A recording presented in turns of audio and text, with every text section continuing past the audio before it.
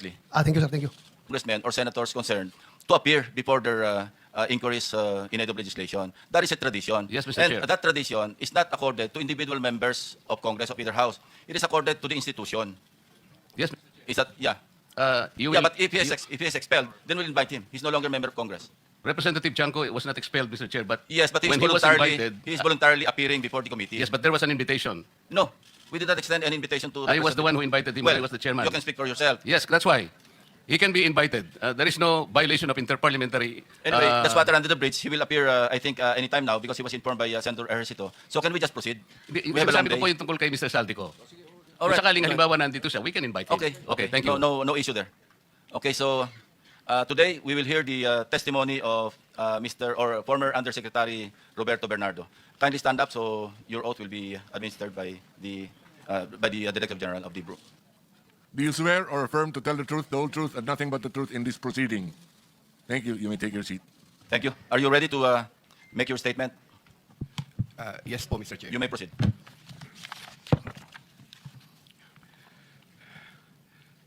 Dear Senator Lacson and honorable members of the Blue Ribbon Committee, I am Roberto Bernardo, formerly an Undersecretary for Operations of the Department of Public Works and Highways, Dpwh. I was summoned to appear today before the Honorable Blue Ribbon Committee and required to testify in connection with its ongoing inquiry in aid of legislation into the reported anomalies in certain Dpwh projects, flood control projects. Bago ko po ilahad ang aking nalalaman sa mga bagay na nais tumbukin ng kagalang-galang na Blue Ribbon Committee, ako po ay umaamin sa aking maling nagawa. Ako po ay hindi naging matatag at tapat sa pagpapatupad ng tungkulin na ipinagkatiwala sa akin ng ating pamahalaan at sambayanan. Taus-puso at puno ng pagsisisi na ako po ay humihingi ng kapatawaran sa Diyos, sa ating bansa at mga kababayan, gayon din sa aking pamilya, mga kaibigan at sa lahat ng aking binigo. Nakagawa po ako ng pagkakamali at pinahintulutan ko po ang aking sarili na maging kasangkapan sa pagpapatupad ng isang masamang gawain. Handa po akong gawin ang lahat ng nararapat upang maiwasto ang aking kamalian at maiwasan na ito'y mangyaring muli. I wish to assure the Honorable Blue Ribbon Committee of my full cooperation with the investigation. I am submitting an affidavit outlining my knowledge of and involvement in certain events material to the subject of investigation. Moreover, I will disclose and expound on related incidents within my personal knowledge, mindful not only of the materiality of my testimony, but also of my rights, as well as fearful of what effects my disclosures will have on my family's safety and well-being. I have applied before the Department of Justice for coverage as a state witness under Republic Act No. 6981, otherwise known as Witness Protection, Security and Benefit Act. I hope the Honorable Blue Ribbon Committee will find merit in my application and favorably endorse the same to the DOJ. With the assurance of the Honorable Blue Ribbon Committee that my rights and benefits under RA 6981 shall be respected, I am prepared to submit the aforesaid affidavit to Honorable Blue Ribbon Committee and swear to and testify on the same, with the approval of the Honorable DOJ Secretary of the disclosure thereof for such purposes. The highly sensitive nature of the disclosures made in my affidavit cannot be stressed enough. These deal with involvement in irregularities of 4 senators and 1 congressman, 1 member of a constitutional commission, and 1 undersecretary, seriously undermining public trust in 2 out of 3 branches of our government and a constitutional body, thereby posing a significant threat to our national security as it may lead to political instability, which may weaken the ability of the government to function effectively. 25 of September 2025, Makati City, Metro Manila. And this, Mr. Chair, signed na po ito. Okay. May we hear from Secretary Remulla since he mentioned about his application for admission into the program?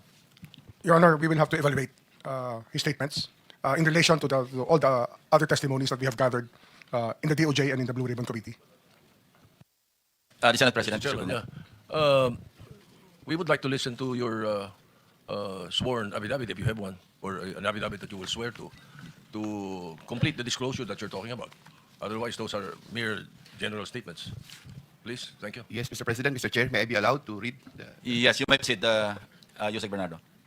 affidavit?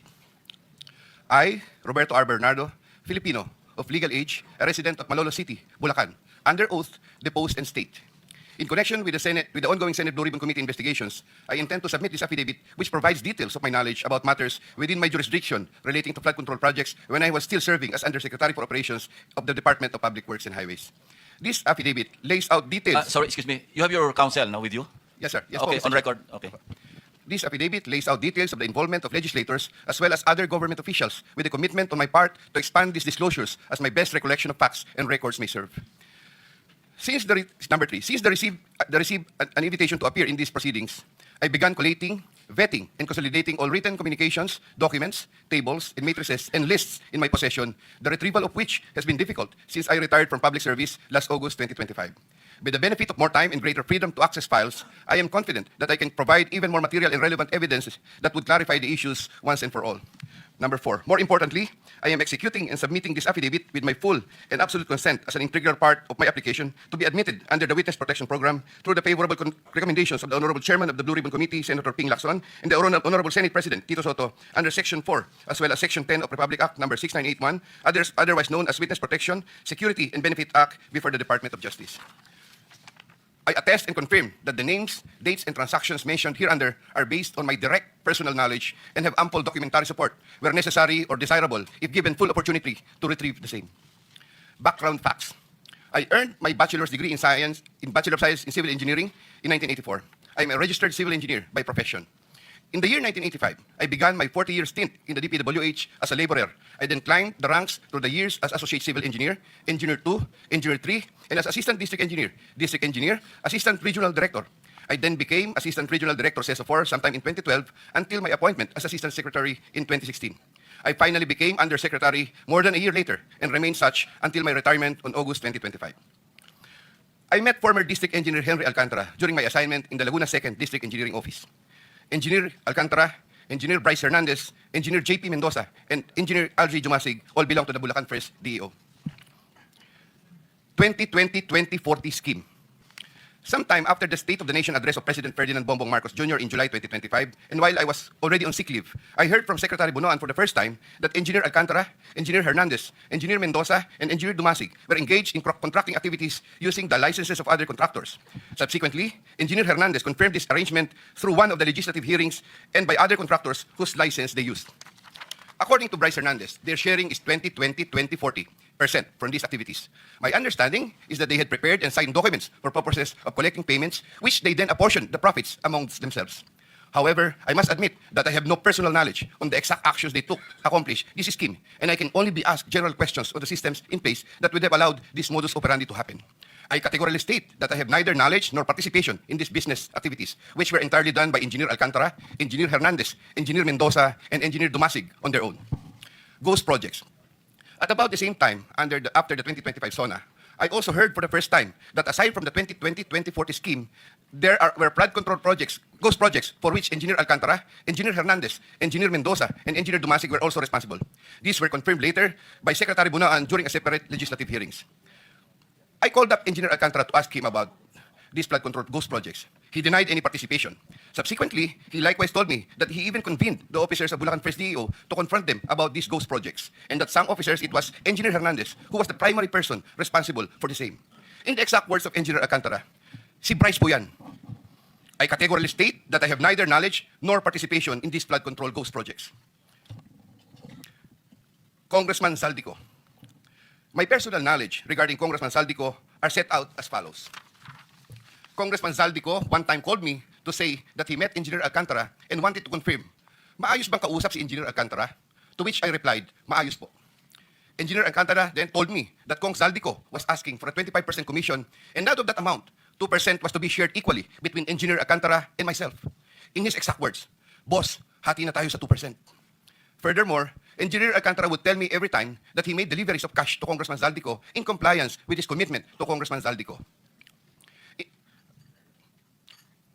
In this affidavit, I shall mention my personal knowledge regarding Senator Chis Escudero as follows. Maynard Ngu and I are close friends, and we go years back. He is also a close friend and campaign contributor of Senator Chis Escudero.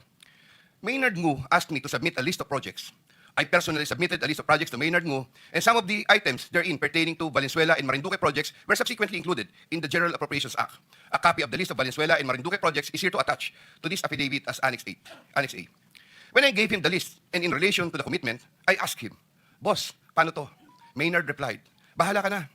I asked, Boss, okay na ba ang 20%? Maynard said, okay. After inclusion of the projects in the GAA, I delivered 20% of approximately 800 million or about 160 million to Maynard Ngu, which was meant for Senator Escudero. Finally, I would like to add that deliveries of cash were personally made to me, by me to Maynard Ngu at his office in Manila. I confirm that Commissioner Lipana requested that he be referred to officers of Dpwh Bulacan 1st DEO. I referred him to Engineer Bryce Hernandez. I have no personal knowledge if they were able to secure a project in Bulacan 1st DEO. Furthermore, and subject to possible referral to an executive session upon the approval of the Honorable Chairman, I attest to the broader systemic issues in Dpwh that are widespread. My statements hereunder are based on personal knowledge and direct interactions with the personalities involved with great risk to my safety and that of my family members. I confirm the following. Yusek Traigib Olaybar of DepEd. Yusek Traigib Olaybar used to work for Senator Ramon Bong Revilla and Senator Sani Angara before his appointment as Yusek for the Department of Education. Sometime 2010, I met for the first time Yusek Olaybar, who was then working in the office of Senator Bong Revilla. Later, I learned that he transferred to the office of Senator Edgardo Angara and then later to Senator Sani Angara. Sometime 2024, Yusek Olaybar personally called me for a meeting to discuss about unprogrammed appropriations, supposedly for the office of the Executive Secretary. In the said meeting, he requested me to submit a list of projects. After the meeting, I asked Bulacan 1st DEO to prepare a list of projects for funding. Thereafter, Engineer Alcantara submitted a list of projects worth 2.85 billion. Here to attach as Annex B is a list of those projects. Subsequently, I submitted this list to Yusek Olaybar. Yusek Olaybar told me that the commitment is 15%. In his words, boss, 15 yan. Thereafter, the Dpwh received a special allotment release order for 2.85 billion for the projects listed in Annex B. Engineer Alcantara, from time to time, would collect and deliver the agreed 15% commitment to me, which I delivered or caused to be delivered to Yusek Olaybar in Magallanes, Makati, and other places.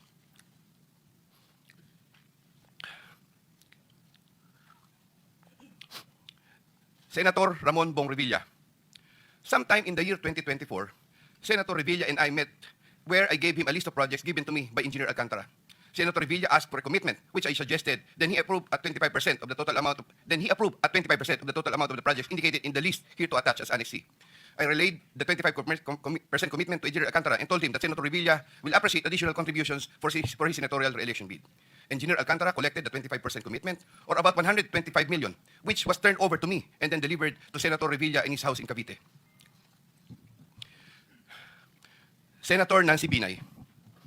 Sometime in the year 2024, Carlin Villa, a staff of trusted confidant of Senator Binay, called me and asked for a commitment which was set at 15% of the total amount of the projects indicated in the list here to attach as Annex D. I relayed the 15% commitment to Engineer Alcantara. Engineer Alcantara collected 15% commitment, or about 37 million, which was turned over to me and which I then delivered to Senator Binay at a house in Quezon City. Given the complexities of the transactions and personalities involved, I humbly reserve the right to submit a supplementary affidavit if warranted in the premises. I attest to the truth of the foregoing statements based on my personal knowledge and authentic records. In witness or hope, I will be affixing my signature this day of September 2025 here. Mr. Chair. Yeah, kindly sign your affidavit in the presence of everybody.